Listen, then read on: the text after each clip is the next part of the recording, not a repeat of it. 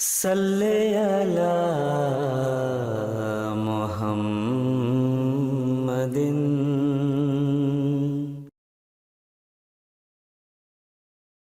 وہ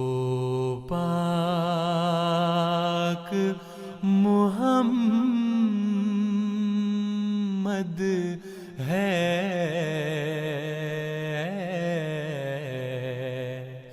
ہم سب کا حبیب آقا۔ اسامہ بن زید قال قلت یا رسول اللہ لم اراک تصوم شہرا من الشہور ما تصوم من شعبان قال ذلك شہر یغفل الناس عنہ بین رجب ورمضان وهو شہر ترفع فیہ الاعمال الی رب العالمین فاحب ان یرفع عملی وانا صائم۔ حضرت اسامہ بن زید رضی اللہ عنہ بیان کرتے ہیں کہ میں نے عرض کیا یا رسول اللہ، جتنا میں آپ کو شعبان کے مہینے میں روزے رکھتے ہوئے دیکھتا ہوں اتنا کسی اور مہینے میں نہیں دیکھتا۔ آپ نے فرمایا رجب و رمضان کے درمیان یہ ایسا مہینہ ہے جس سے لوگ غافل ہیں، یہ ایسا مہینہ ہے جس میں آدمی کے اعمال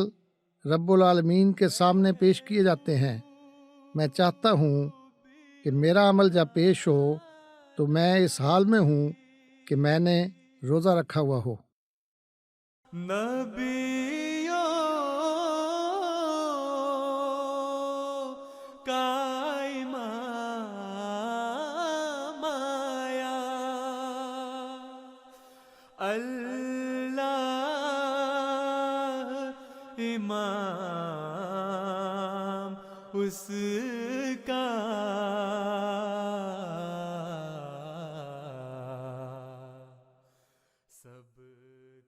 ہمارے سید و مولا حضرت صلی اللہ علیہ وآلہ وسلم کا اللہ تعالیٰ سے ایسا تعلق تھا کہ اللہ تعالیٰ نیکی، خیر اور حسنات کے ہر موقع کی آپ کو خبر دیتا، اور آپ بنی نوع انسان پر رحم کرتے ہوئے اللہ تعالیٰ کی طرف سے نیکی، خیر اور حسنات کی آنے والی ہر خبر لوگوں تک پہنچاتے۔ آپ صحابہ کو بتاتے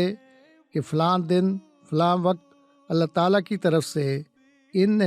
رحمتوں کے نزول اور اللہ تعالیٰ کے فضلوں کے ظہور کا وقت ہے۔ حضرت صلی اللہ علیہ وآلہ وسلم کو اللہ تعالیٰ نے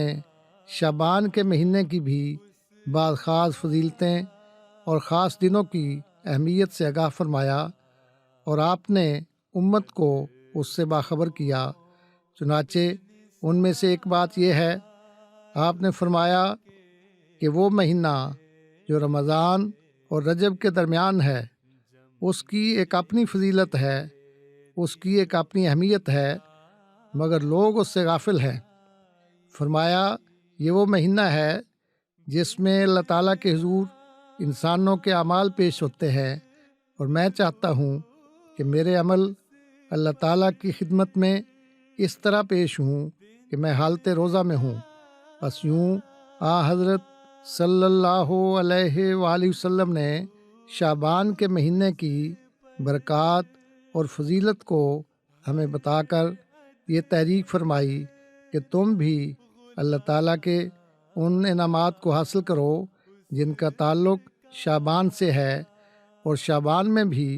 روزے رکھو تاکہ تمہارے عمل بھی جب خدا کے حضور پیش ہوں تو تم حالت روزہ میں ہو، کیونکہ یہ حالت اللہ تعالیٰ کو بہت پسند ہے۔ دن رات درود اس پر، ہر ادنی غلام اس کا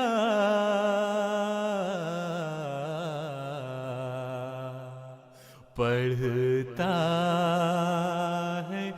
بسد منت، جپتے ہوئے نام اس کا